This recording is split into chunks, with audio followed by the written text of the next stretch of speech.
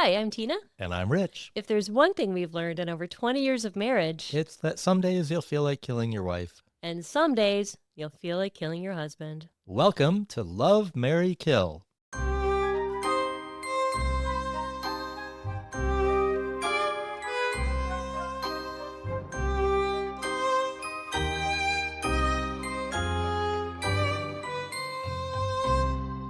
Happy Friday, Rich. Happy Friday, Tina. We are recording this on Friday, October 3rd, a very important day. Do you know why today is so important? I have no idea, but I bet I'll find out. Because Taylor Swift dropped her new album last night at midnight. Really? How do you like it?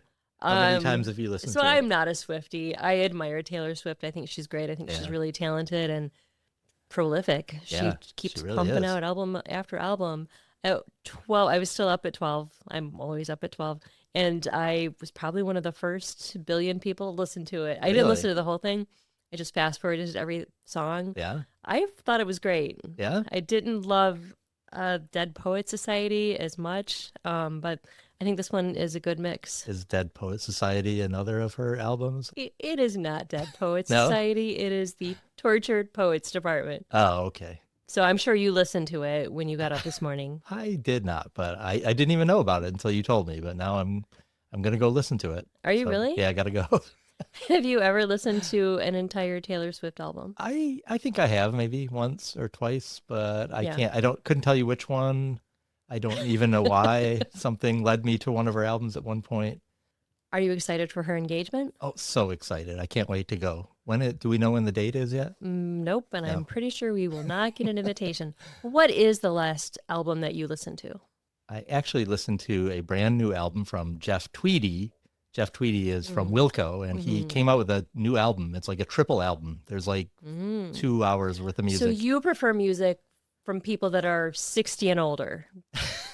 No, I do not discriminate. I do not age discriminate in my music selection. I think you listen to a lot of older music. I do, but I love Wilco and Jeff Tweedy, and I just heard about this new album that I didn't know about. It's really good. Didn't I get you a book from Jeff Tweedy? You did. He's written you a few read it? books that I've read a couple of them. Yeah. Yeah.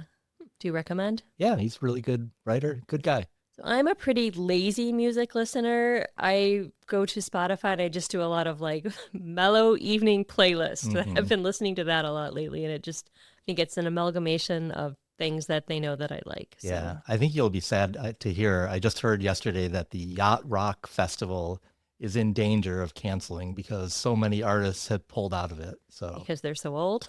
there's some controversy or something. It's in some Caribbean country or something, and Is it by Venezuela? I don't know, but almost every artist has pulled out, but the organizers say they are going forward with it.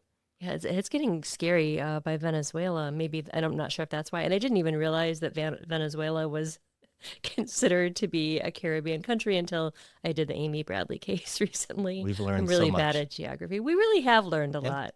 So we're nearing our 200th episode, which is pretty cool for 3 years of work. Yeah. Something that makes my blood run cold is when someone says to us, well, I've been listening since day one, or a new listener will say, oh, I went back and started at episode 1, and I pray for you. Don't do that. Don't do that.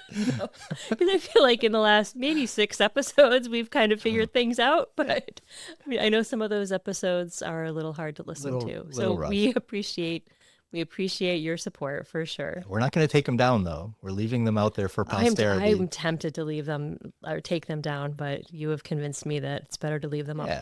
Something, I don't know if I've ever said this, but something that happened when we first started recording, and people used to kind of give me a hard time about interrupting all the time. The reason that happened, I used to listen to the podcast Morbid all the time. I was a Right. big fan of Morbid, and they had like kind of more of a conversation, and they interrupted each other all the time to talk about pizza or dogs in the middle of a true crime talk. And so I really enjoyed their podcast, so I kind of thought it was okay for me to do that Right. too. But I have learned, and I think we've gotten a lot better for sure. Yeah, for sure. We still have a lot to learn, but I did bring you a snack today. Oh, you like a good. snack? I would like a snack. Yes. Okay.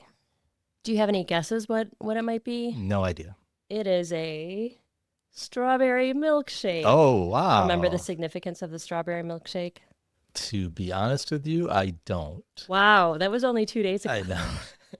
So Rob Kissel had a strawberry milkshake, and one of his friends was over, and Nancy made strawberry milkshakes for Oh, that's everyone. right. And And remember, the neighbor, got sick. well, he didn't get sick, but he passed out, Okay. and his wife couldn't wake him up. And Ah, then Rob yes. went to the playground, and he seemed to be kind of out of it. He had one of his work That's right. He colleagues had a call call him. later that night, and his Yeah, colleague was worried. It's all exactly. coming back to me.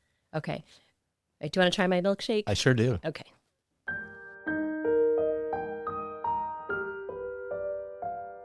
Did you like the milkshake? That was Oh, amazing. really I good. mean, I'm usually normally like a chocolate milkshake kind of Right. guy, but that was so refreshing and I did not really put good. the crushed up cookies, if you remember that there were crushed up cookies in the Mm, milkshake. But there's not a recipe. I just use some milk and some ice cream. And I put a lot of strawberries in it because I wanted you to get the strawberry flavor. it's really good. Good. I'm glad you liked it. If you're not following us on Instagram, you might want to follow us on Instagram because I'm trying to do maybe once a month, I'm going to do like a giveaway. I posted a picture of the milkshake and I said, the first person to guess the case, I'll send you an Ah, Amazon gift card. So nice. that's kind of a fun thing to do. So Yeah. when there's a possibility that, someone could guess from this snack, maybe you could do that too. Yeah. Great Yeah. idea. So go follow us on Instagram. Do you want to give us a summary of part one? Sure. Andrew and Robert Kissel were brothers born 4 years apart into a wealthy but intensely competitive family. Their father, Bill, was a hard driving businessman who demanded success from his sons, and the brothers carried that same ambition into adulthood. Andrew looked for ways to cut corners to earn success, while Rob was willing to do the hard work. Rob married Nancy Keeshin in 1989. She was free spirited and impulsive, a sharp contrast to his serious, career focused nature. As Rob's investment banking career soared, the couple relocated to Hong Kong to ride the wave of Asia's booming financial markets. But the move came at a cost. Rob's long hours left Nancy isolated, frustrated, and increasingly resentful. After the SARS outbreak sent her and the children to Vermont, Nancy met home theater installer Mike Del Priore. Their affair began quickly, and Nancy confided in him that Rob was abusive. Meanwhile, Rob, already suspicious, confirmed her infidelity by hiring a private investigator and secretly installing spyware on her computer. On November 3rd, 2003, Rob's daughter brought him a strawberry milkshake prepared by Nancy, a drink that left both Rob and a visiting neighbor strangely drowsy. When we left off, Nancy had phoned her father, Robert Kissel, in Chicago, tearfully claiming that after a violent, abusive fight, Rob had stormed out and hadn't returned. One person that I forgot to mention is Jane. Jane is also a sister to Andrew and Rob, 5 years younger than Rob, and we will talk more about her in part two. Okay. So it seems that Nancy put something in the milkshake, right? Mm-hmm. You took the milkshake and you drank half of it, I trust and you you. didn't even ask me if I put anything in it. But were you surprised that she gave this milkshake to some other guy and her husband? Yeah, that seems very strange. I thought that at the time you said it. Like that does not seem very smart if you're trying to poison your husband or Maybe she was just drugging him, not necessarily poisoning him, yeah. right? She was giving him something to a sedative to make him sleepy. Okay. But still, I was surprised that she would, give it to the neighbor as Yeah. well. Yeah. Maybe she thought that it was more likely that Rob would drink the milkshake if one was given to both of them. Yeah, that makes sense. Oh, Bryna O'Shea, Nancy's childhood best friend, was basically a detective too. She thought something was off about Nancy's story. She called her again, trying to sort out the facts. Nancy claimed that after Rob had assaulted her, he ran out of the apartment without shoes, keys, or even his wallet, and she hadn't heard from him since. Now, Bryna had become kind of a confidant of Rob, right? Mhm. Even though she was Nancy's friend, Rob had called her and they had started talking pretty regularly. Right, Okay. exactly. Bryna called Rob's Merrill Lynch office on Monday, November 4th, and talked with David No, his friend and coworker. David, too, was concerned about Rob. He'd missed an important conference call on Sunday evening, and that wasn't like him. Both Bryna and David were sure something dreadful had happened to him. They decided to contact the police if Rob didn't show up by the next day. On Wednesday, Nancy was still acting strangely. She had Min and Connie do more shopping for her. More rope, peppermint oil, and a new comforter for her bed, while she spent most of the day in her room with the door locked, barring anyone from entry. When they returned from the shopping, they noticed an unpleasant odor hanging in the air. The old living room carpet was rolled up, covered in black trash bags, plastic sheeting, and taped awkwardly. It was lumpy and misshapen, as if something or someone was inside of Oh it. boy, that sounds ominous. Connie and Min huddled together to see if the other was thinking the same thing. They were horrified when they reached the same conclusion. Nancy's odd behavior, the stench from the rolled up carpet, and Rob's sudden disappearance were no coincidence. Remind me again who Connie and Min are. Connie is the nanny and Min is the housekeeper. Okay, and they both lived there with Nancy and Rob? Yeah, that's a good question. We didn't talk about that in the first episode. They lived in a closet. It was like a closet that they had put a couple of beds in. It must have been I hope it was a generous sized closet. But they were cousins and, pretty much a part of the family. Okay. That afternoon, 4 men from the Parkview's maintenance crew came to take the rolled up rug to the storage area. The smell was bad enough to make them retch, but they did as they were told and stowed the rug. November can still be very hot and humid in Hong Kong. The heat and humidity remained unbearable, worsening the putrid odor. Later that day, Ira Keeshin, Nancy's father, arrived in Hong Kong. He tried to console his daughter and took her to the hospital, where she grew impatient and left without being seen.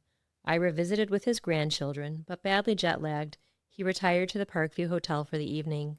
If you remember from part 1, they had gone to the police station first, and the police station said, well, if you're going to file a report against your husband, we need to have proof, so you need to go to the hospital and have this form filled out and pictures taken. Because she said that he broke her ribs okay.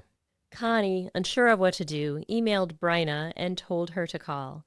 Bryna asked Connie if she could go to the storage unit and look inside the rug, but she was too scared to confront what she guessed was inside.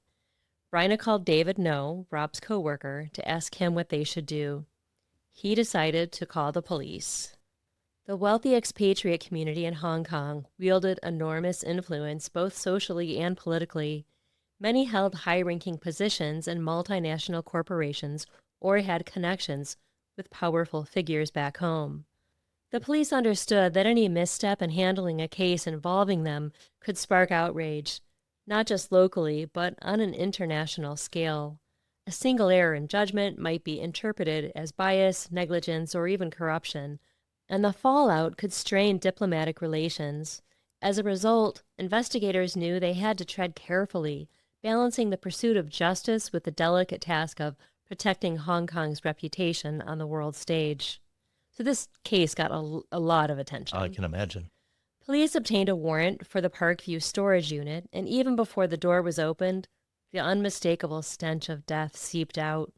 So his body had been in their apartment for, I believe, 4 days. Okay. So you can imagine. Yeah.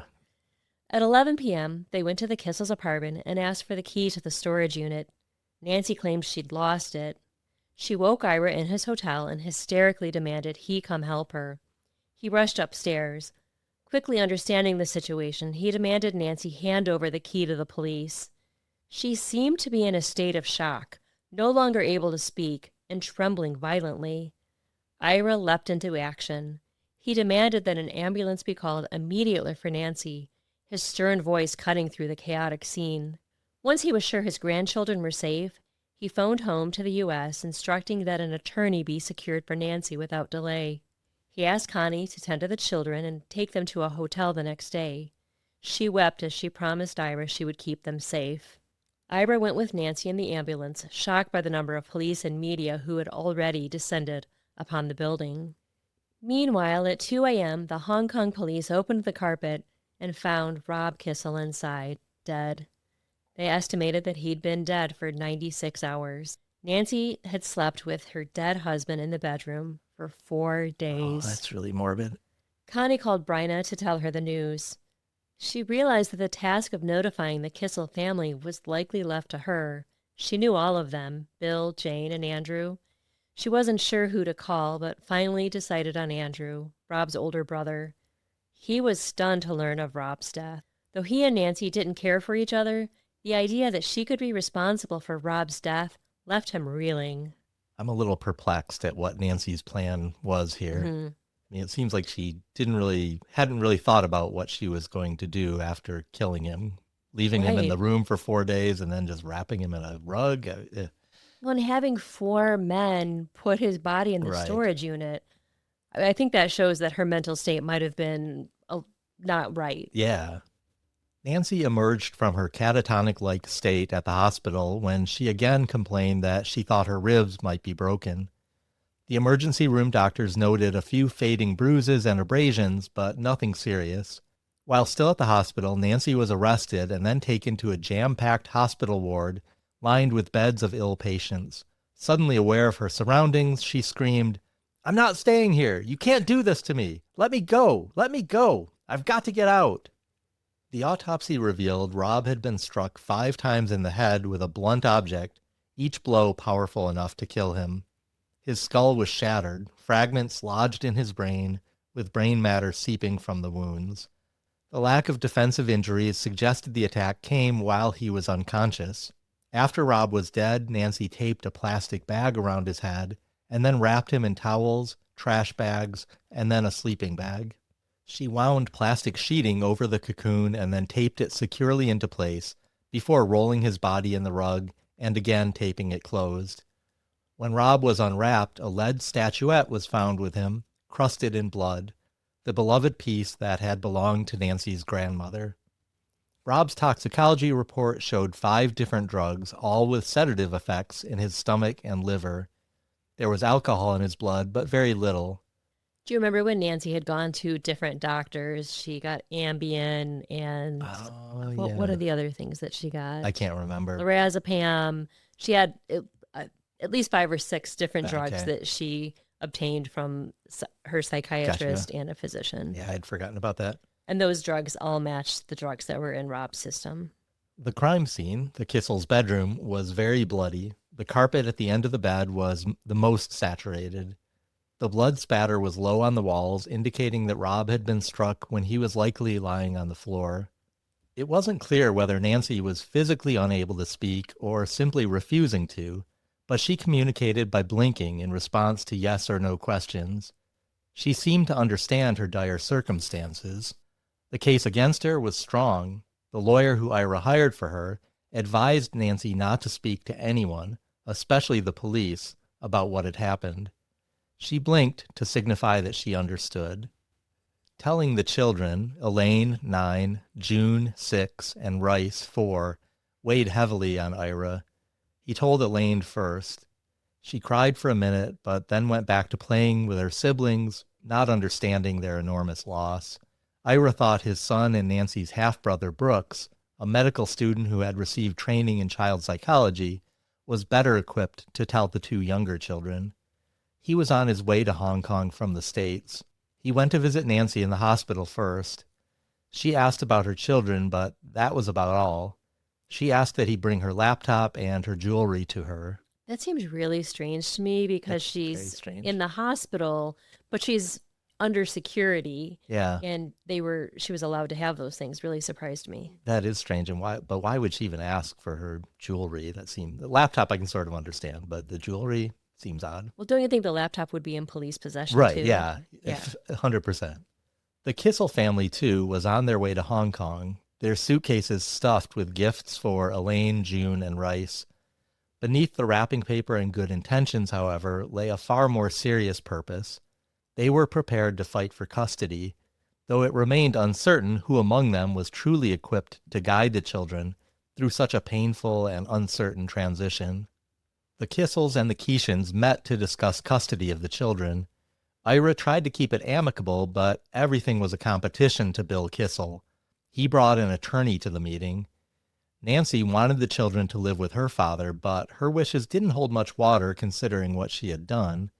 Bill wanted Andrew and Haley to have custody. He argued that they had 2 children similar in age and had a lifestyle similar to what they were accustomed to. Ira knew that Andrew was volatile and likely an alcoholic and drug user, not to mention narcissistic and morally corrupt. I am not very nice to Andrew, but Sounds we'll like get to that. sounds He's like Ira didn't have a high opinion of him either. no, no one did. If Andrew became their guardian, he would have access to Rob's $20 million estate, a huge incentive to him. There was no resolution after the meeting, but Bill went to Rob's office and stole the children's passports so Ira couldn't bring them to Chicago. This is so sad. I just It is. hate this so I much do when the too. kids get in the middle, and especially when there's so much money attached to the kids that, the incentive is, oh, I want custody of the kids, but what you really want is the money. Yeah, I think we're going to talk about this in a minute, but Andrew and Haley's marriage was crumbling at this point. Mm, So, they definitely they were shouldn't not have. in a good place No, to they were do that. not. We'll be back after a break.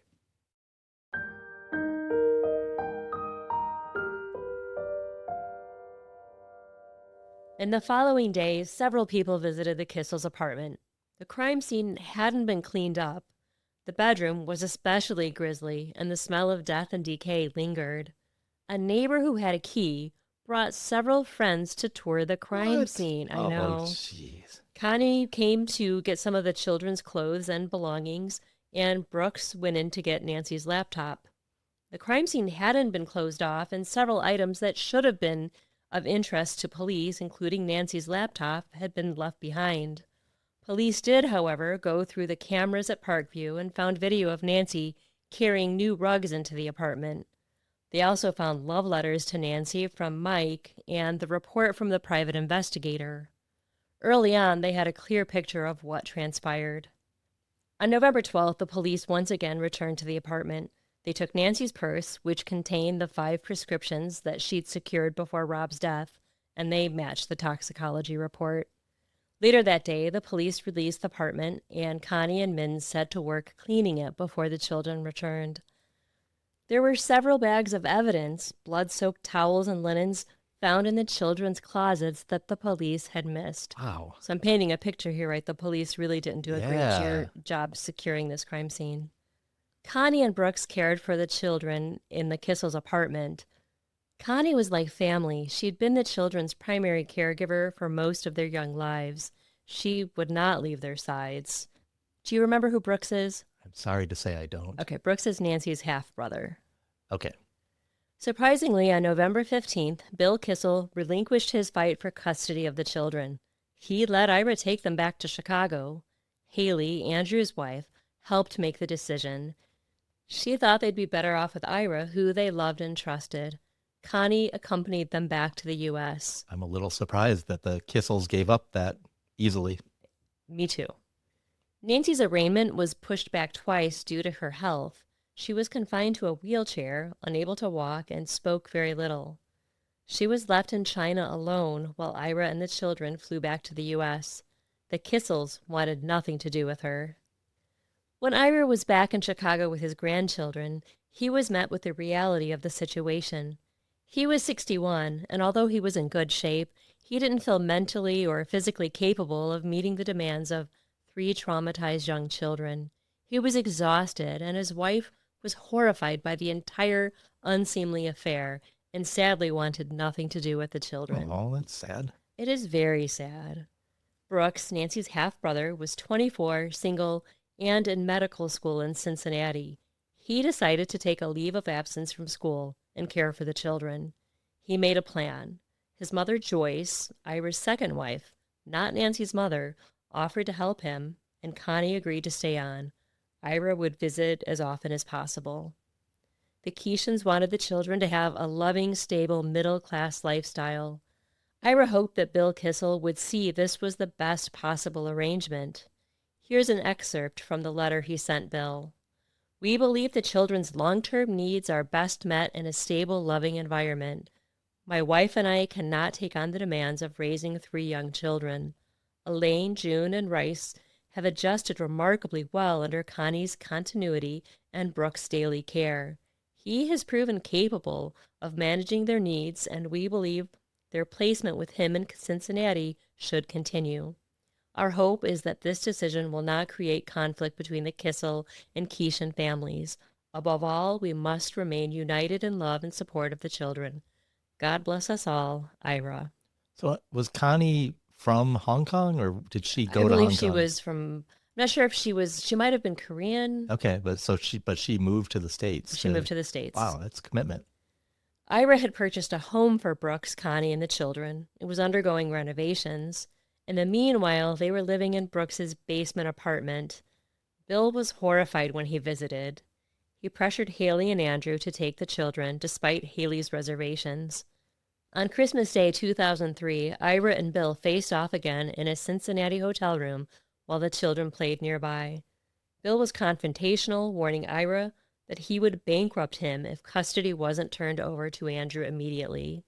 Though the Keeshins were comfortable financially, they were no match for the Kissels' family resources, which could easily overwhelm them through drawn-out legal battles. Bill threatened to ruin their lives, especially Brooks and his future as a doctor. They believed Bill to be a vengeful man and true to his word. They capitulated and gave custody of the children to Haley and Andrew, who were then living in Greenwich, Connecticut. Brooks, by the way, went on to become a professor in pediatrics at the University of Utah, a child abuse pediatrician, and a child psychiatrist. So he probably would have done a wonderful job raising the children. Yeah, seems like he would have been well qualified. Hong Kong's prisons are run by the Correctional Services Department and are known for their strict discipline and rigid routines. Facilities are generally clean but austere, with little privacy and cells that may be overcrowded.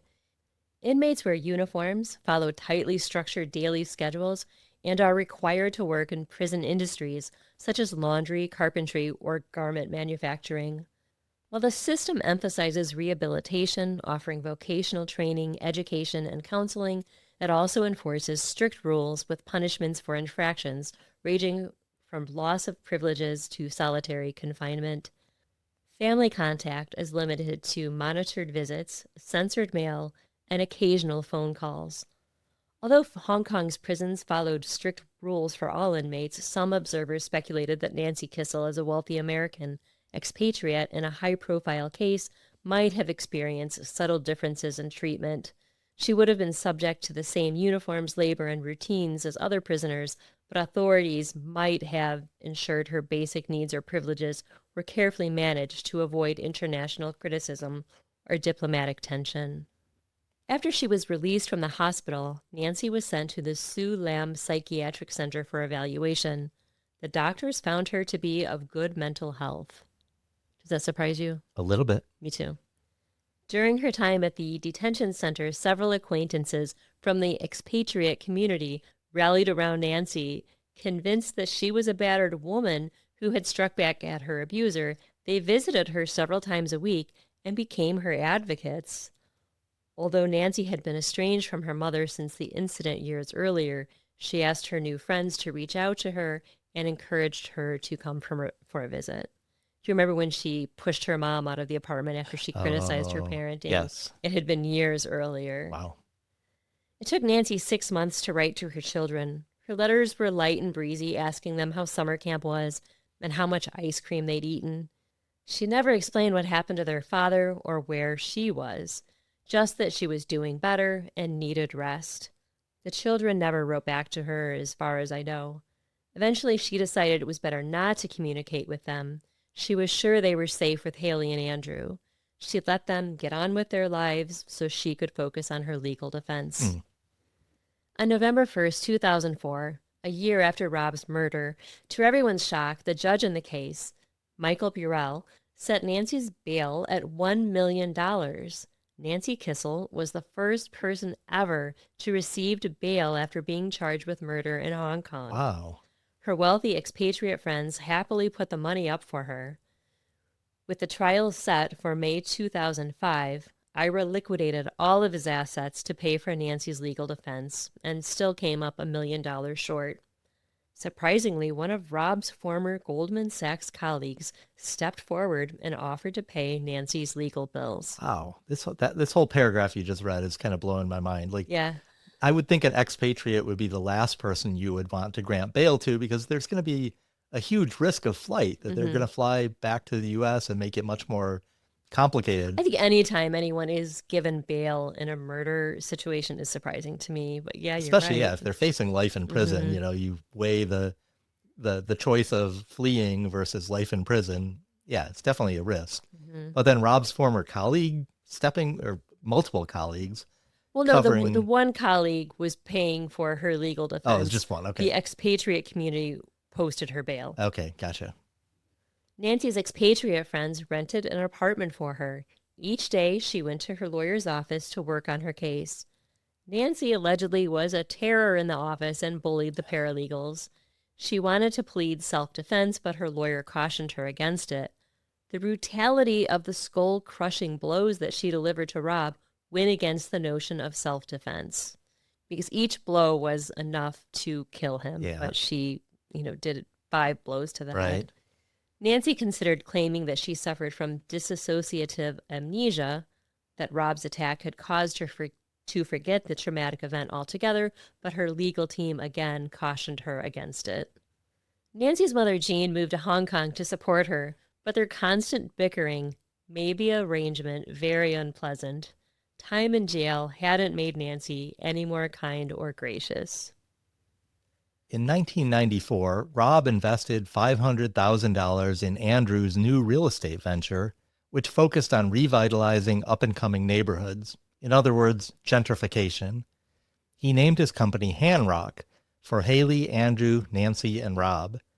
By the year 2000, he owned 45 buildings comprising a total of 1,400 apartments. Wow, that's a big business. Right? Yeah, he's doing well.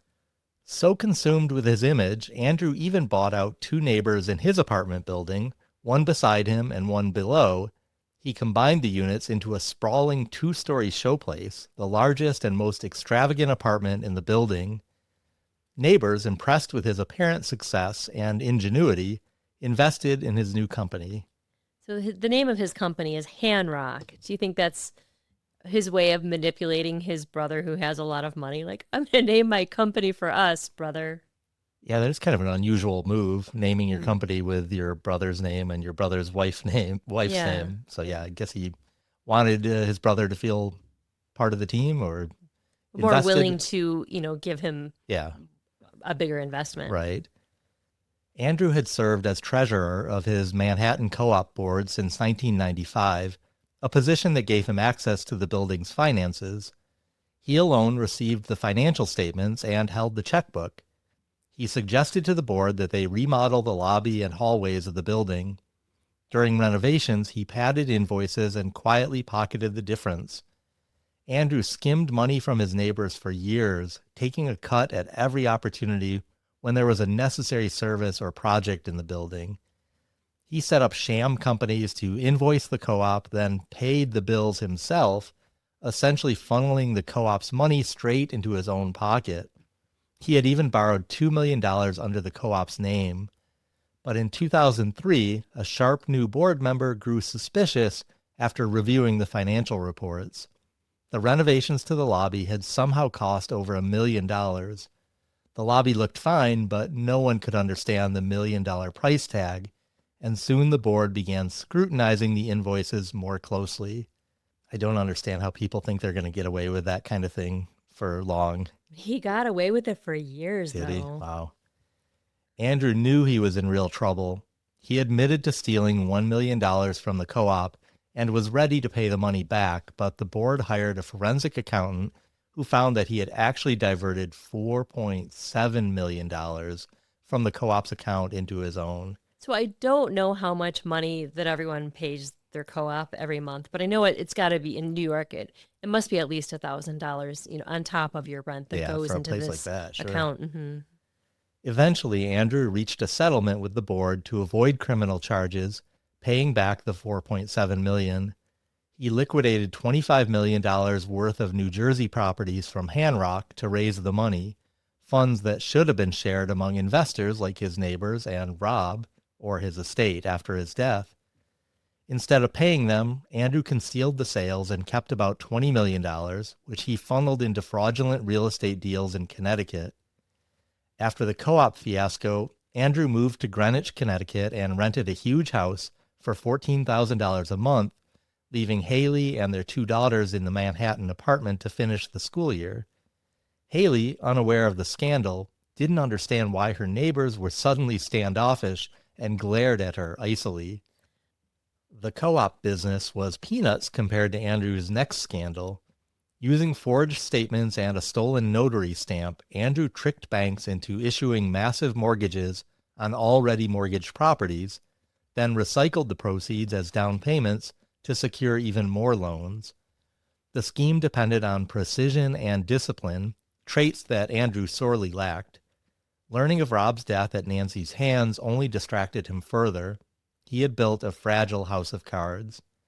So Andrew just seems like somebody who is trying to take every shortcut he can to wealth. Exactly. And burning bridges along the way. Mm-hmm. I'm not sure if I explained that well enough because it's pretty complicated what he was doing. Yeah. But a stolen notary stamp can really get you a long way because he forged documents, had this notary stamp that, Right. looks very official. So he would go to a bank and say, this apartment is completely paid off in Mm-hmm. full. So then they would give him, money based on that mortgage that was paid off. Wow. It kind of reminds me of Catch Me If You Can, that book. Like, just, you kind of always have to stay one step ahead of your scams. Right. And that was my point that, Andrew doesn't have the personality and, the fine Right. details that he needs to have to. Yeah. So, eventually It's going to catch up to it's him. going to catch up to him. Exactly. Andrew was on a path of self-destruction, burning through money and making impulsive decisions. He would think nothing of spending $50,000 in a weekend, treating his friends and seducing women. What he lacked in personality and character, he bought. Among the 30 cars in his fleet were 4 Ferraris. He also owned a $3.6 million 93-foot yacht that he named the Special K's. He also snapped up a restaurant, a liquor store, an olive oil company, even a horse stable, all to feed his ego. His reckless spending extended to an investment in an off-Broadway show called Pieces of Ass. Haven't heard of that one. I haven't either. And I forgot to do research, but I'm guessing that it didn't make it to Broadway. Yeah. But beneath the flash and bluster, Andrew's so-called empire rested on a shaky foundation of real estate fraud. After catching him with another woman in February 2005, Haley filed for divorce. She asked for $7 million in the settlement. She fully expected Andrew to end up in jail because of his shady business dealings. She told his sister Jane at the time, "I hate to say it, but every time I see Rob's kids now, I see Andrew in them. I hate to take it out on them, but I can't help it." That's really Isn't that an bad? awful thing to say, yeah. It is. You remember Haley used to be a competitive skier, Mm-hmm. and skiing is really important to the Kissel family. Yeah. And Haley used to coach Jane, so they were pretty close friends. Okay. A lot of times, Haley would confide in Jane, and probably, based on this comment, she said a lot of things that she probably shouldn't have. Yeah. Andrew's downward spiral only worsened after he learned his marriage was over. He no longer bothered to keep up appearances. His drinking and drug use became rampant, unchecked, and his business dealings equally unstable. He churned out counterfeit deeds to properties he owned that showed them paid off in full. He then used the forged documents to secure new fraudulent mortgages, sometimes even obtaining multiple loans on the same property from different banks. Ultimately, he swindled banks out of $30 million. I saw estimates as high as $50 million. Wow. And he sank deeper into debt, deception, and ruin. He even had a fraudulent mortgage on his ski house in Vermont. But Andrew's scams didn't end with forged mortgages. In New Jersey, he devised another scam at the expense of family and friends, including Rob's estate.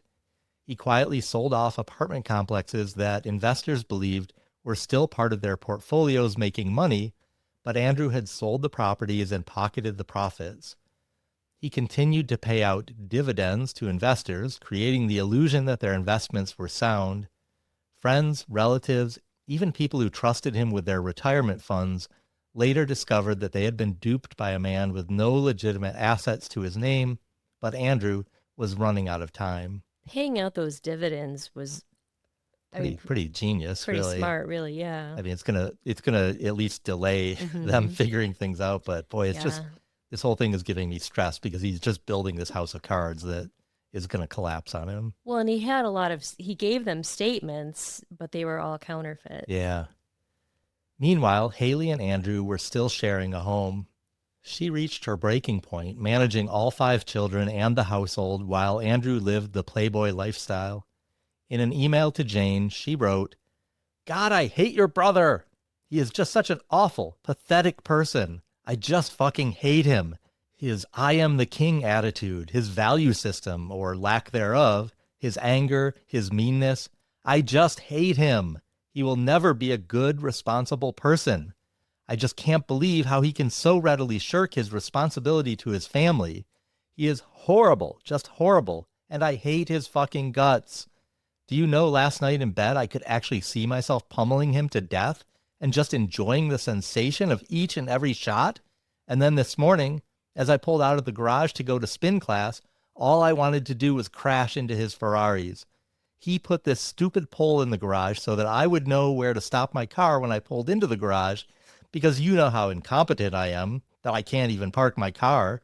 Do you know I intentionally bang into the thing every time I park as an act of defiance? I hate him.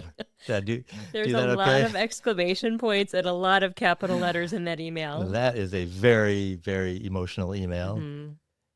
Jane, the most decent of the Kissels, decided she needed to intervene on behalf of Elaine, June, and Rice. She called Andrew and told him to relinquish custody or she would sue him. But it was Haley who fought back. She knew that Andrew was close to financial ruin, with herself close behind. She wanted to keep Nancy and Rob's kids because they came with a big paycheck. We'll be back after a break.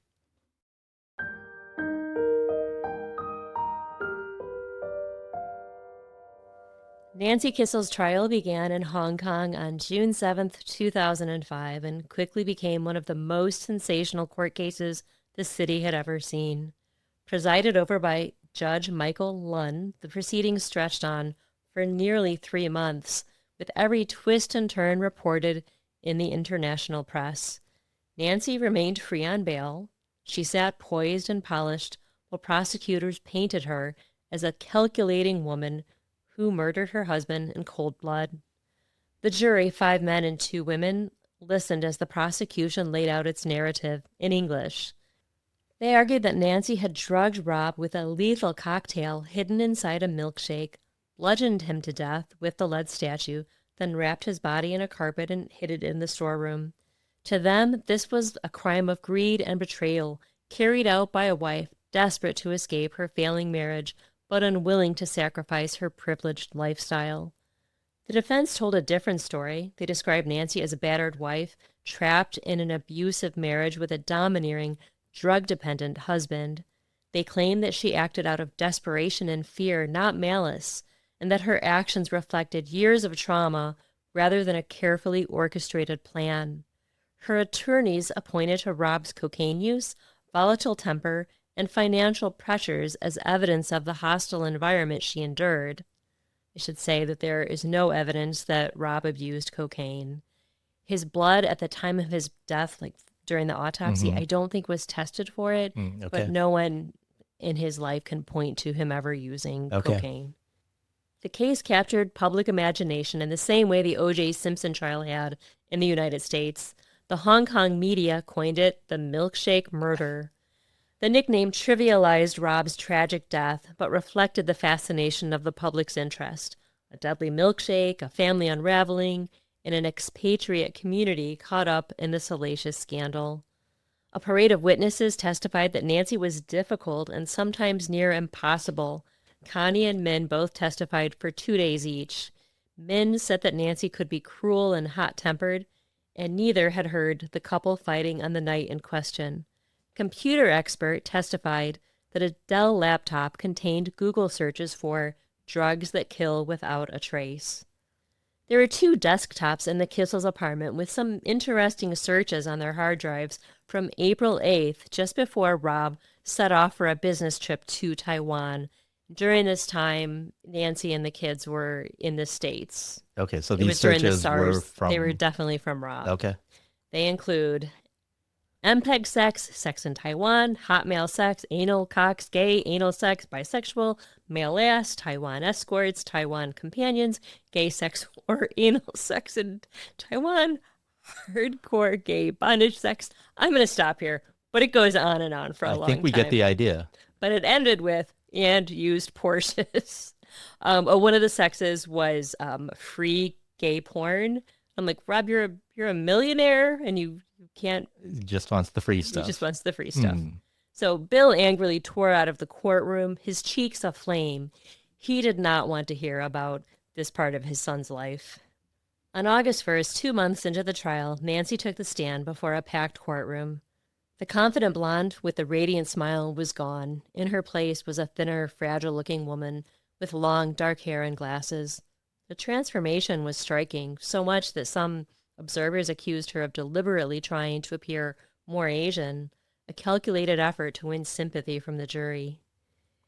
Nancy testified that Rob's behavior had changed after the birth of their first daughter, Elaine. She said that Rob became disgusted by her postpartum body and insisted on oral or anal rather than vaginal sex. When she was pregnant with their son, Rice, he struck her for the first time. His temper, she explained, could be explosive. On one occasion, he punched a wall so violently that he shattered a bone in his hand, suffering what doctors call a boxer's fracture.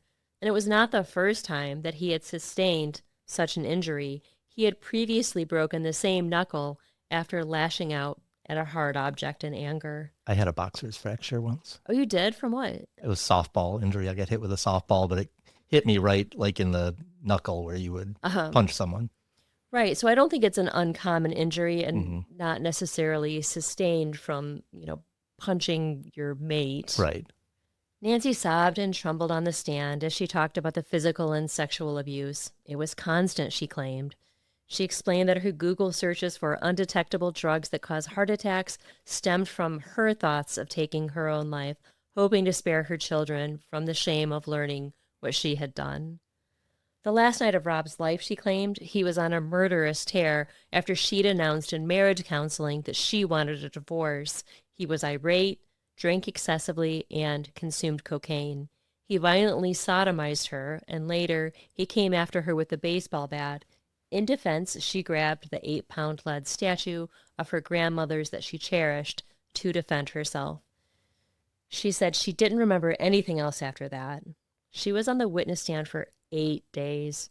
A few more defense witnesses recalled seeing Nancy with bruises on occasion. One person remembered seeing her wear sunglasses and sighed. I'm curious, did either Connie or Min testify to any witnessing any violence between them or any? That is a very good question, and no, they did not. Interesting. The apartment was 3,500 square feet, so that's a pretty big apartment, but their room, like I said, it was like in this old closet, so I would think that they would still be able to hear any of the fighting that had gone on. Yeah. It sounds like they really loved Rob and kind of tolerated Nancy. Okay. On day 77, the defense rested. Nancy had dressed entirely in black for the whole trial. As the case was handed to the jury, the judge told them that they had 3 options. They could find Nancy guilty of murder, guilty of manslaughter due to provocation, or not guilty. He reminded the jury of the force of the blows Rob had suffered to his head and told them that they must decide if that was warranted as self-defense. 5 strong blows that had crushed his skull and caused his brain matter to ooze out of his head. The jury took 8 hours to come back with their decision. What do you think? I think guilty. They found Nancy guilty of murder. She was sentenced to life in prison. Nancy's mother, Jean, wrote an email to Joe McGinnis, author of Never Enough. In part, it read, quote, "This is indeed a story of domestic violence, power, and greed. Nan was over her head in many respects. She also made unwise choices along the way, as we all do. She, however, fell through that thin gauze that supports most of us above the pit of irretrievable consequences." After the verdict, a Hong Kong newspaper tracked down Mike Del Priore and published his picture with this caption: "This is Michael Del Priore, a muscular TV repairman and notorious ladies' man. The 41-year-old man with piercing eyes is known as a man with a colorful past. The trauma of Kissel's arrest no longer seems to bother him, as he now lives with a blonde woman named Tracy, who drives a red Ford GT sports car. She moved into Mr. Del Priore's tiny home in Hinsdale, Vermont in January. On the Hong Kong press really doing their job, tracking down everything. Nancy pined for Mike and wrote him love letters continuously for months, but he'd moved on and didn't answer her letters. They piled up at his house unopened. Nancy begged her attorneys to find out why he wasn't answering her letters. Was Nancy also writing letters to her children, you might wonder? Sadly, no. And she forbade her parents from talking to her about them. That's really sad and really hard for me to understand. I guess in some ways, maybe it's noble that you know you're going to be in prison for the rest of your life and maybe your children are better off, but I can't imagine just kind of giving up on keeping in contact. Honestly, it probably was for the best. Probably, you're right. And a quick question for you, is life in prison in Hong Kong, does it mean life in prison? I believe that there is a chance. There is something called a long-term prison sentence review board, and I believe they can intervene and shorten a sentence. Okay. While Nancy was on trial for Rob's murder, the FBI finally closed in on Andrew Kissel. He was taken into custody without incident on July 28, 2005, for falsifying mortgage documents up to $50 million in 3 states and defrauding investors out of $7 million. So this literally happened in the midst of the murder trial. Wow. Can you imagine Bill Kissel? Oh, yeah, he was probably beside himself. For sure. Andrew seemed surprised by the arrest. I can't imagine why he was surprised. Well, he's a narcissist, so he doesn't think that he's ever going to have to pay for his crimes. Right. He never thought they were going to catch up to. Yeah, that makes sense. At his arraignment, his attorney told the judge he's a sick man. He assured the judge he would seek psychiatric help for his client. Andrew was later diagnosed with a number of conditions: alcohol dependence, bipolar disorder, cocaine abuse, impulse control problems, PTSD, and antisocial personality disorder. Andrew's attorney asked for leniency, noting that he was a first-time offender and had been experiencing marital distress and recently lost his brother, causing his poor decision-making. I mean, can you believe that his lawyer was trying to get him off? He's a first-time offender. He's defrauded banks out of $50 million, but it's his first criminal offense. I know, that seems a little extreme. Haley was present for the hearing, crying softly. Andrew paid $1 million in bail. He remained under house arrest with an ankle monitor in Greenwich. When asked by the media in Hong Kong about his son Andrew during Nancy's trial, Bill Kissel said he had seen it coming for years. He and Andrew had been estranged, and when Andrew got into trouble, he forbade anyone from contacting his father for help. Rob's own investment in his brother's business ventures lowered his estate's worth from $18 million to $15.5 million. The Kissel family was in tatters. After Nancy's conviction and Andrew's arrest, Bill co-signed Jane's pursuit of custody of Elaine, June, and Rice. Haley and Andrew were furious. That seems like the right decision, though. Absolutely. Nancy wrote to the judge in support of Andrew and Haley gaining custody from the Tai Lam Prison Center. I have been overwhelmed by Haley's unconditional love, support, and her exceptional skills as a devoted mother. The fact of the matter is, my children are not in harm's way emotionally or physically right now. Children understand love. They don't understand change. Loving families don't turn on each other. They support one another. These might be the only kind words that Nancy ever spoke about Haley. They had never been close. But even Ira thought Elaine, June, and Rice should stay with Haley. Why do you think Nancy and her dad both were supporting Haley and Andrew in this? From everything you've said, it doesn't sound like the best situation for the children. I don't know if Ira knew about all of the trouble that Andrew was in. That might have been part of it. But also the kids need stability. That's true, yeah. And at this point, they had been with Haley and Andrew for years, and they were being raised with their 2 cousins. And to, send them... Jane lived in Washington State. Okay. So that would have been a big move, yeah. Yeah, a huge move. Jane knew that the children were in a terrible situation and aggressively pursued custody, even talking to a New York Times reporter. Using the media to embarrass him was the last straw for Andrew. He left her the following message: Jane, it's your ex-brother. You have managed to do what Dad has tried to do for 75 years. Tear this family apart. You've done that. and we're going to bury you, Jane. Haley left a similarly outraged message. The betrayal I have gotten from you is of a magnitude that I never thought possible, but obviously I underestimated you. Whew, this family is a mess. They are. Rob's will specified that if Nancy were unable to care for their children, custody should go to his sister, Jane Kissel Clayton. That was good enough for the judge.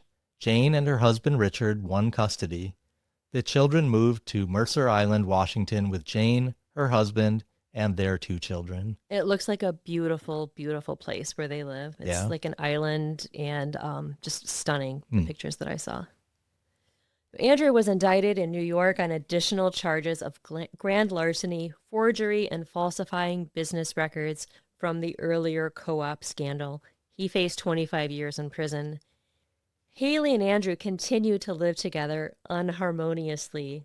After they were evicted for not paying rent, Haley's father, Dervish Wolf, purchased a $2 million house for her and their 2 daughters, 8 and 6. On Saturday, April 1st, 2006, Haley moved out of the house, leaving Andrew with just a bed and a few pieces of random furniture. While the movers were there, Haley and Andrew had a huge argument, allegedly about some cash Andrew had stowed somewhere in the house. Carlos Trujillo, Andrew's driver, witnessed the fight, as did the movers. After Haley left, she called Bill and cautioned him that Andrew wasn't doing well and might be suicidal. Bill called Andrew, but he refused the call. The following Monday, Andrew was set to surrender himself. He'd taken a plea deal and would likely be headed to prison for at least 10 years. In May, he would be sentenced again for the grand larceny charge from the co-op board, adding maybe another 10 to 15 years to his sentence. When the movers returned on Monday to pick up the remaining items, no one answered the front door. It was unlocked, so they let themselves in and set to work. As they packed up the remaining items in the house, they checked the basement, where they found Andrew, 46, lying dead in a pool of blood, his hands and feet bound with zip ties, his T-shirt pulled over his head. He was stabbed multiple times in the back. There was cocaine in his system. Okay, I'm a little bit shocked at the moment. Uh-huh. I was kind of expecting that he may have died by suicide, but this sounds like it was definitely he was not. stabbed in the back, and his arms and legs were zip tied, so Okay. he did not take his own life. Oh my goodness. Okay. It's very Shakespearean, isn't it? I was just going to say it's like a Greek tragedy or something along those lines. Andrew had a lot of enemies. He'd wronged a lot of people, but none more so than his own wife. She did not cooperate with the murder investigation. Police wouldn't confirm or deny whether she was a suspect. Bill thought Haley or her father were involved. Haley and Andrew's other friends lawyered up quickly. No one was talking. It always happens in these cases when there's a lot of wealth. Oh, yeah. People just Definitely not talking. get a Even if they have lawyer. nothing to do with it, they're like, we're not talking. Right. Not everyone believed that Andrew's murder was a revenge killing. Some speculated that he may have orchestrated his own death, hiring a hitman in a rare moment of selflessness to take himself out so that his wife and children could collect on his $15 million life insurance policy, money that might finally provide them with some stability after years of chaos. At the time of his death, Andrew had assets of $624,000, but owed his creditors more than $30 million. Wow. I'm not sure how his life insurance policy worked then. I don't think that creditors can go after the life insurance money. Okay. Because that money was Haley's, even though they were, I'm not exactly sure. It's kind of confusing. Haley had gone back to work as a stock analyst. In their divorce, Andrew requested alimony. Just up the road from their rented house, the Kissels were building their dream house, a 10,000 square foot Adirondack-style home that now sat abandoned. Andrew was laid to rest in the family plot next to his brother. Only 17 people attended the service. Haley was asked not to come. At the funeral, Bill confided to the rabbi, once he grew up, he turned bad. There's nothing good to say about him as a man. Wow. In less than 3 years, both of Bill Kissel's sons had been slain, and 5 young children were left without their fathers. Rob's gravestone read, "We love and miss you so very much. You have touched so many lives. Your beautiful children, your mother and father, your sister and brother, all your loved ones, and many friends. Andrew's gravestone simply read, "We all love you." It's quite a contrast between the two gravestones. Yeah. There was no shortage of people who wanted to see Andrew dead, but Carlos Trujillo, Andrew's longtime driver and personal assistant, was the last person to see him alive. He said he'd locked the door when he left. Police found no sign of forced entry. Whoever killed Andrew either had a key or was someone he was expecting. When police searched Andrew and Haley's bedroom closet, they found an access panel with a broken lock. Behind the access panel was a crawl space that was empty. The money was gone. Wait, he kept his money in the crawl space? I'm not really sure, but there was allegedly money somewhere in the house, Okay. and that seemed like a likely place. Okay. And it was gone, It is, so yeah. it seemed like someone had taken the money. I'm watching Breaking Bad right now, and he had his money in the crawl space, so I can picture that completely. Okay. So Carlos failed a polygraph examination. Police accused him of lying to them about several key points. But Trujillo argued that he'd lied to cover up his part in the money laundering operation, and that's what set off the polygraph. Later, Carlos and his cousin, Leonard Trujillo, 24, were both arrested. But there was no direct physical evidence tying Carlos or Leonard to the crime scene. Leonard pleaded guilty to manslaughter and conspiracy to commit murder in 2009. In 2011, he testified against Carlos at his trial. Leonard claimed that Carlos paid him $11,000 in cash and gave him a laptop for his part in the murder. He claimed he had backed out of the plan, but by never informing Andrew or law enforcement, he was culpable. For his testimony, prosecutors dropped the capital murder charge against him. Much of the prosecution's case against Carlos relied on Leonard's testimony. The jury didn't find him credible. Carlos Trujillo was acquitted of the murder charge, but the jury was hung on the attempted murder charge after deliberating for 3 days. Carlos pleaded guilty to attempted murder. He was sentenced to 6 years. And I think the time has already elapsed, but upon the completion of his prison sentence, he was to be deported. Okay. He maintains his innocence. Leonard was sentenced to 20 years in prison. Wow. So Franklin Trujillo, another cousin, wore a wire during the investigation for police. They tried to get Leonard to discuss his plan with Carlos, but they never managed to record anything incriminating. Greenwich police later sponsored Franklin Trujillo for a visa to stay in the country. So Nancy Keesel's first appeal was denied in 2008, but in February 2010, Hong Kong's highest court overturned Nancy's conviction based on prejudicial evidence presented by the prosecution. What? This case making just the keeps... way for a we're going to be here till midnight. Making the way for a new trial. Nancy was not given bail this time. In March 2011, at her second trial, she appeared in court in a wheelchair. A jury once again found Nancy guilty of murder. She remains incarcerated in Hong Kong, serving her life sentence. Phew. I mentioned the next thing just because it just shows how corrupt all these people are in this family. In 2014, Haley's father, 79-year-old Darish Wolf, president and board chairman of Lewis Burger Group Incorporated, pleaded guilty to defrauding USAID by charging overhead and other indirect costs at falsely inflated rates from 1990 through July 2009. He admitted that he enriched himself and his company with money intended for important reconstruction projects in Afghanistan and Iraq. Oh my God, this family. I know. I think you pointed out that I said his name wrong earlier. I said Dervish maybe, and it's Darish. Darish, okay. Yeah. So rest in peace, Andrew and Robert Kissel, brothers whose lives were marked by wealth, ambition, and family complexities. Both of their lives ended tragically and much too soon, leaving behind children who loved them. May they rest in peace. I do want to give credit to my main source for this episode. It was a book called Never Enough by Joe McGinnis. Joe wrote Fatal Vision and several other true crime books. I really enjoyed this book. This is the third book of his that I've read. Mm-hmm. It did end before Andrew's death. There is a movie based on this story called The Two Mr. Kissels. John Stamos plays Andrew Kissel, which, if you've seen pictures of Andrew Kissel, is a the greatest honor of his life, Really? probably. I mean, he's not like, I don't know. I'm just being mean. I think Andrew was just a shady guy. He Yeah. didn't deserve his fate.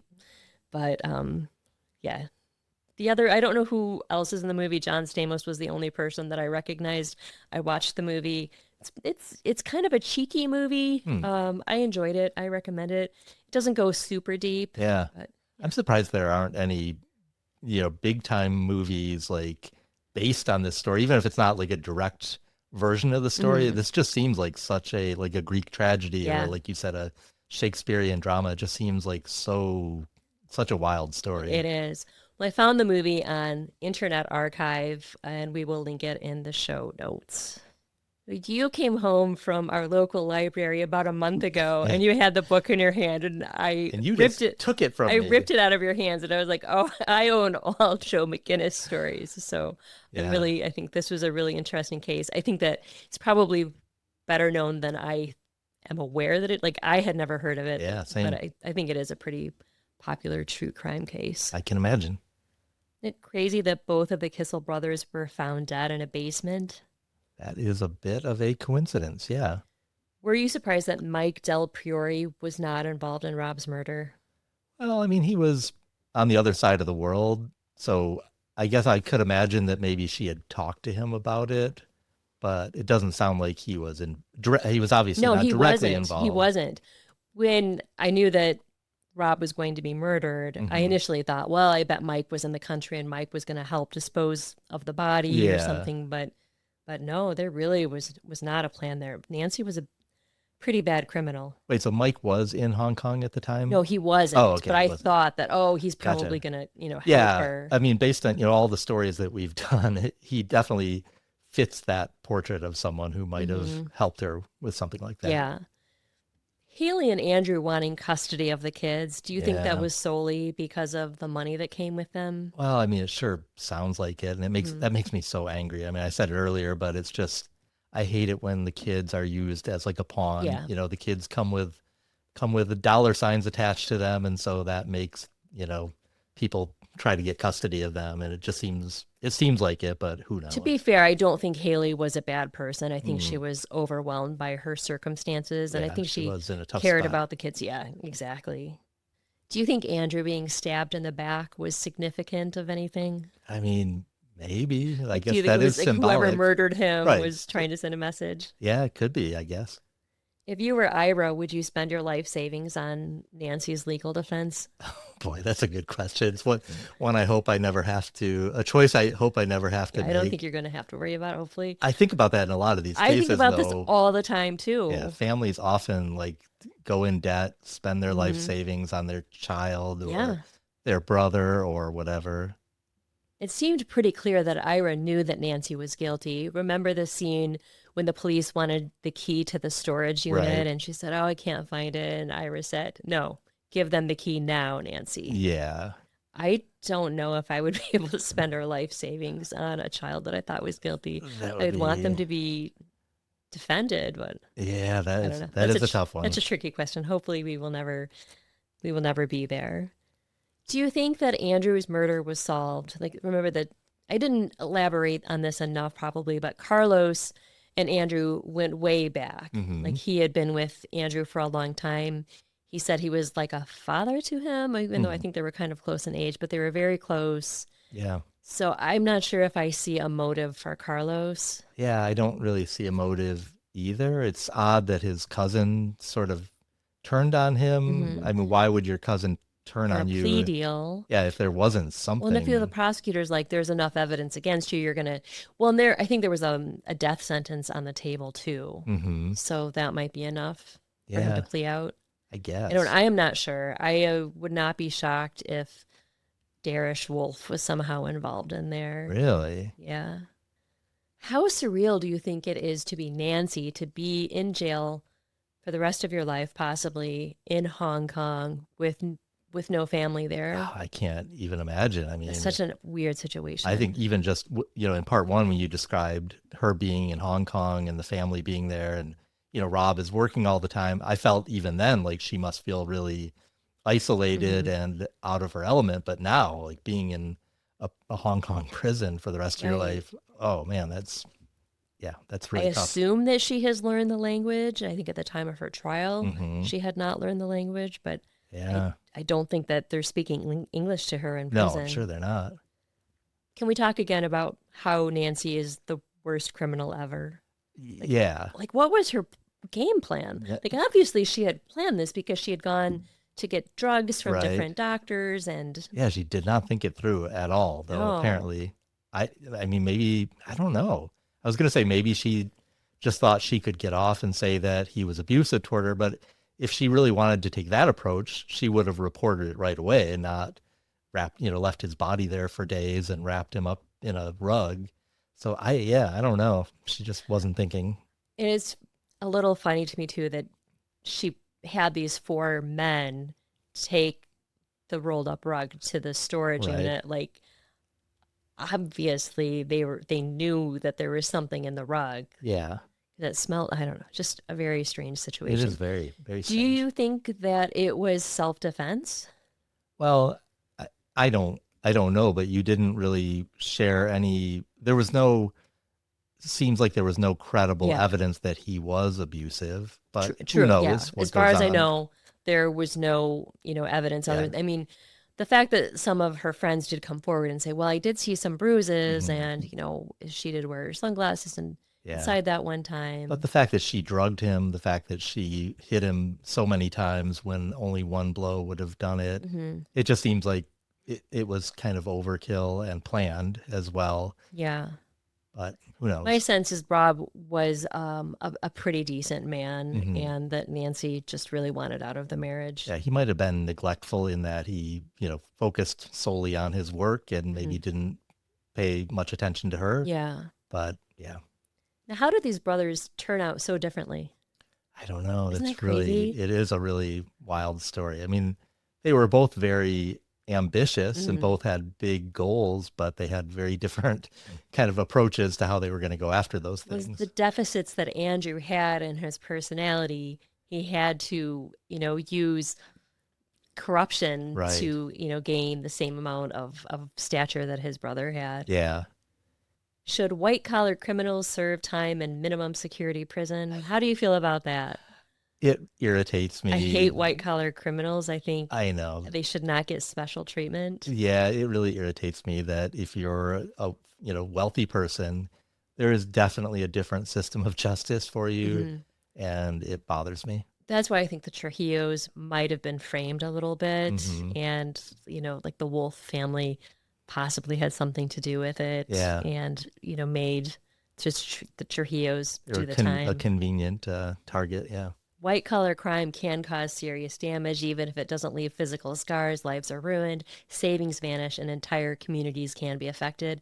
Yet those responsible often face lighter consequences, using money, influence, or top tier lawyers to negotiate reduced sentences or plea deals, and sometimes even end up in more comfortable or favorable prison conditions. It's a reminder that in the justice system, privilege can sometimes weigh heavier than the crime itself. Yeah, I think that's Sorry, very we well just have said. to tie No, it up, but it does bother me because I think financial crimes are still yeah, crimes. well, I think that's a good point you made that I think sometimes the impact of those crimes, it's not as obvious or as apparent, but people are harmed Absolutely. greatly by white collar crime. 100%.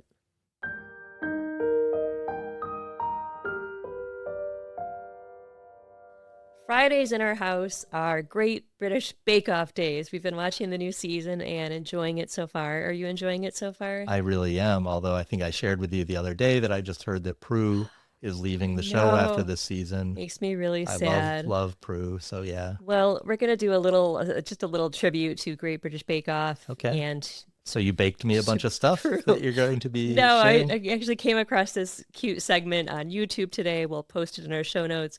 It's Paul and Prue. They did the American Bake Off Mm-hmm. show, which I think we watched like an episode and we were Just like, it lacks just wasn't the something. same. Yeah. But they were doing some press in the United States. Uh-huh. So their goal was to determine the best snacks in the United States. And Oh, they were given like different snacks, okay. to try. And they had to pick, A or B. Oh, I think I saw this Oh, did you really? long time ago. Yes. But fortunately, I don't remember it. Well, we'll see.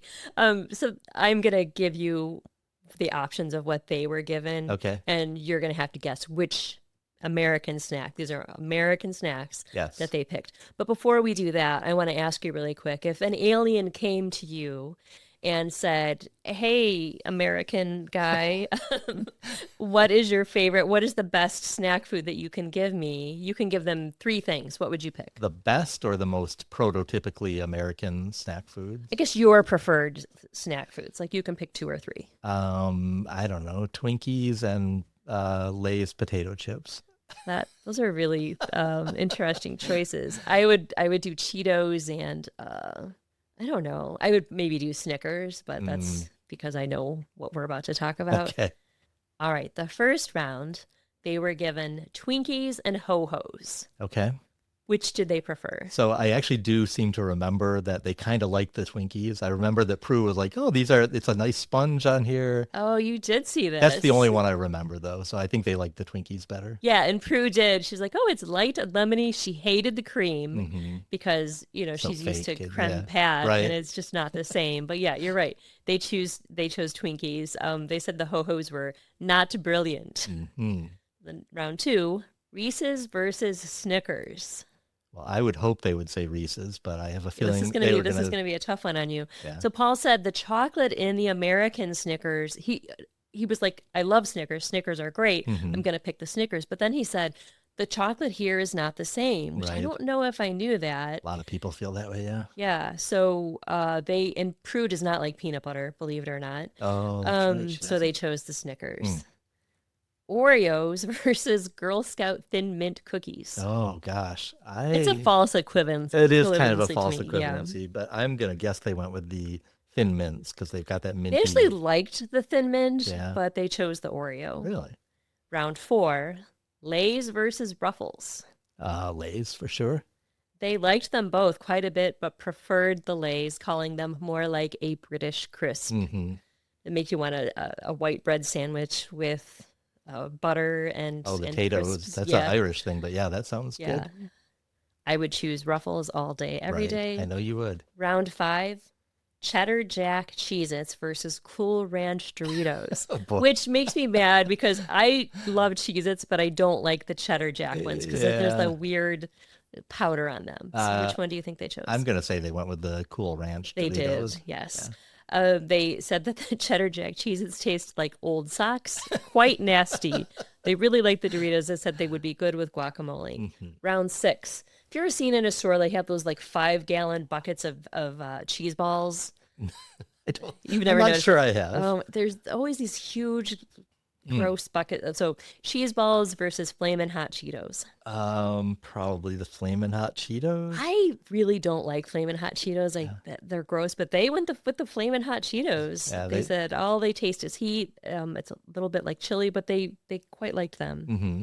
All right, so round two, they're gonna be a couple of new things and then some repeats. Strawberry Pop Tarts versus Snickers, which again is kind of a false. That's that's like apples and oranges. And like Pop Tarts to me, there is only one flavor of Pop Tarts. Cinnamon, brown sugar, Brown cinnamon. sugar cinnamon. So I feel like strawberry Pop Tarts aren't Yeah, that good, not but fair. the brown sugar cinnamon ones are really good. Yeah, I guess they would go with Snickers then. They went with the Snickers. They really hated the Pop Tarts. Mm. Revolting. Who the hell eats this stuff? If I was starving and hadn't eaten in 6 months, I still wouldn't eat it, Oh Paul my said. goodness. So yeah, they went with the Snickers. So round eight, Twinkies versus Oreos. Twinkies. Oreos. They Really? quite like the Oreo, actually. And it was the single I was going to ask that. classic Oreo. Wow. Yeah. Okay, I know this is getting long, so we're going to try to wrap it up quickly. Pizza combos versus Lay's. So combos, the cheddar cheese combos are kind of I haven't eaten them in a while because they aren't as good as they used to be. Mhm. But they used to be my go-to road food. Yeah. But the pizza ones are that whatever, it's nasty. Right. But what do you think they chose between I'll say combos? the Lay's because they Yeah, seem to like Lay's. the. Paul said about the pizza combos, I don't think my dog would eat them. I don't believe anyone ever eats a second one of those, Prue said. Wow. Round 10, Cool Ranch Doritos versus Flamin' Hot Cheetos. Cool Ranch Doritos. Yes. So we're almost done. Round 3, Oreo versus Snickers. Oh boy, it's getting tough now. Yeah. I'm going to go with Oreos. That's what I would choose. I would choose a Snicker, but they chose the Oreo. Paul said that he would have picked the British Snickers, but It's just the Snickers, but not the American one. All right, almost done. Round 12, Lay's versus Cool Ranch Doritos. I'll go with Lay's again. Cool Ranch Doritos. Wow. Lay's are a very good crisp, but the Doritos are more interesting and have a denser flavor. Huh. All right, final round. Do you know where we're at? We're at Oreos and Cool Ranch Doritos. Yes. I got to go with Oreos. Cool Ranch Doritos. Really? I was kind of shocked. I am And very look what shocked. I have here for you. I didn't have all the snacks for you. I did get the Wow, winter snack, so you bonus have snack. some Doritos for putting up Excellent. with me and getting through this case.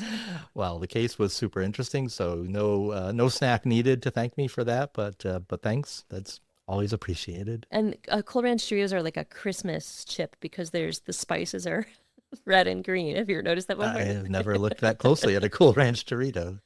Out of all those snacks, you would choose Oreos. You said. Well, I don't know. Single stuff Oreos, I'm not so sure. I like them, but I'm really spoiled by double stuff and even the mega stuff or whatever they're Yeah, called. yeah. Well, I think they are coffee people, and I think Mhm. they talked a lot about dunking the Oreos. So yeah, Oh, but I think you love a Lay's chip. I love a So Lay's yeah. chip too. Yeah, All right, well, put a fork in us because we are done. we are. We are so grateful that you're here. Every listen, follow, review, and share helps this show keep going and reminds us of how lucky we are to have such a thoughtful community. If you'd like to reach out, we're on social media or you can email us at lovemarykill@gmail.com. And if you want even more content, head to patreon.com/lovemarykill. For just $5 a month, you'll get early, ad-free episodes and a monthly bonus. Until next time, Don't kill your wife. and don't kill your husband.